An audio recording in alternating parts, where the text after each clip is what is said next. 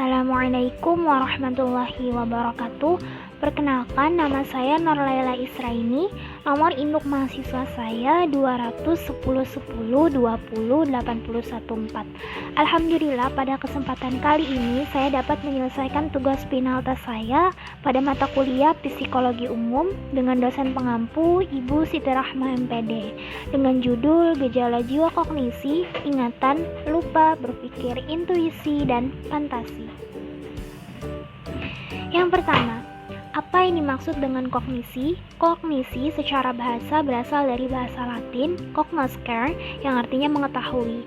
Adapun secara istilah yaitu kepercayaan seseorang tentang sesuatu yang didapatkan dari proses berpikir tentang seseorang atau sesuatu. Jadi, gejala kognisi adalah gejala bagaimana cara manusia memberi arti pada rangsangan. Yang kedua, apa yang dimaksud dengan ingatan dan apa saja faktor yang mempengaruhi daya kerja ingatan kita? Ingatan atau memori ialah kekuatan-kekuatan jiwa untuk menerima, menyimpan, dan memproduksi kesan. Faktor yang mempengaruhi daya kerja ingatan kita yaitu yang pertama, keadaan jasmani.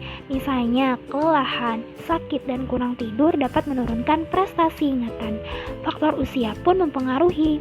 Usia yang ingatannya paling tajam kurang lebih pada masa kanak-kanak, yakni sekitar usia 10-14 tahun. Dan ini berlaku untuk ingatan yang bersifat mekanisme, yakni ingatan untuk kesan penginderaan. Yang kedua, ada emosi.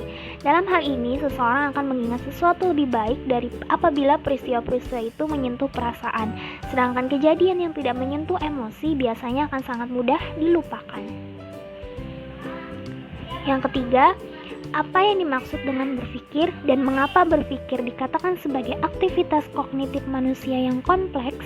Berpikir adalah suatu proses dialektis, artinya selama kita berpikir, pikiran kita mengadakan tanya jawab dengan pikiran kita untuk dapat meletakkan hubungan-hubungan antara pengetahuan kita dengan tepat. Karena berpikir melibatkan berbagai bentuk gejala jiwa seperti sensasi, persepsi, maupun teori.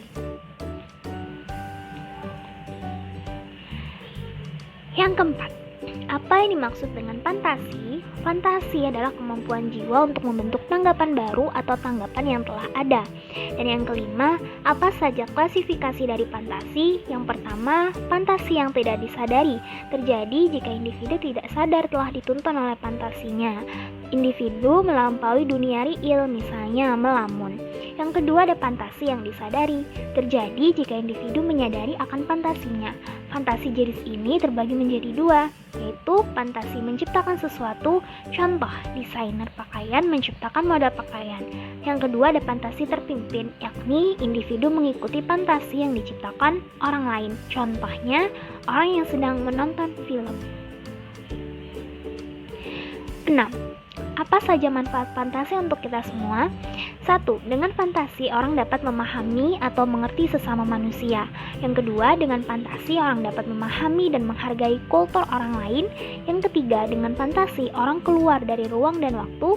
Yang keempat, dengan fantasi orang akan dapat melepaskan diri dari kesukaran dan melupakan kegagalan dan kesan-kesan yang buruk. Dan yang kelima, fantasi memungkinkan seseorang untuk dapat membuat perencanaan untuk dilaksanakan di masa yang akan datang. Yang ketujuh, apa saja bahaya dari fantasi untuk kita semua?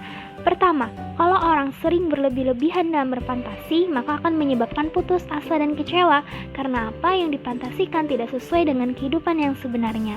Yang kedua, dengan fantasi orang mudah sekali berdusta karena ia dikuasai oleh fantasinya, lebih-lebih pada anak-anak. Yang ketiga, dalam merencanakan hidup di masa yang akan datang mudah sekali tergelincir ke rencana yang berlebih-lebihan sehingga besar pasak daripada tiang. Dan yang keempat, fantasi yang tidak terpimpin dan tanpa penjagaan akan mudah sekali menjadi fantasi yang jauh dan liar. 8. Hal apa saja yang dapat menyebabkan kita lupa akan sesuatu? Lupa dipengaruhi oleh banyak faktor, terutama gangguan-gangguan yang bersifat kejiwaan. Hal itu bisa saja karena tidak pernah digunakan lagi, atau ada hambatan-hambatan yang terjadi karena gejala-gejala atau isi jiwa yang lain dan represi. 9. Bagaimanakah cara agar kita dapat mengurangi kadar lupa pada diri kita? Yang pertama, over learning, belajar lebih. Yang kedua, extra study time, tambahan waktu belajar. Yang ketiga, mnemonic device, muslihat memori. Yang keempat, clustering, pengelompokan. Yang kelima, distributed practice, latihan terbagi. Dan yang keenam, the serial position effect, pengaruh letak bersambung. Dan yang terakhir, 10. Apa urgensi intuisi dalam memperoleh pengetahuan? Para ulama dan sufi beranggapan bahwa segala pengetahuan berasal dari intuisi-intuisi, musyahadah dan mukasyafah lebih sesuai dengan kebenaran daripada ilmu-ilmu yang digali dari argumentasi-argumentasi rasional dan akal. Dengan demikian, intuisi bisa melengkapi pengetahuan rasional dan indrawi sebagai suatu kesatuan sumber ilmu yang dimiliki manusia dan memberi banyak tambahan informasi yang lebih akrab dan partikular tentang sebuah objek. Demikianlah tugas final-tes saya pada mata kuliah psikologi umum.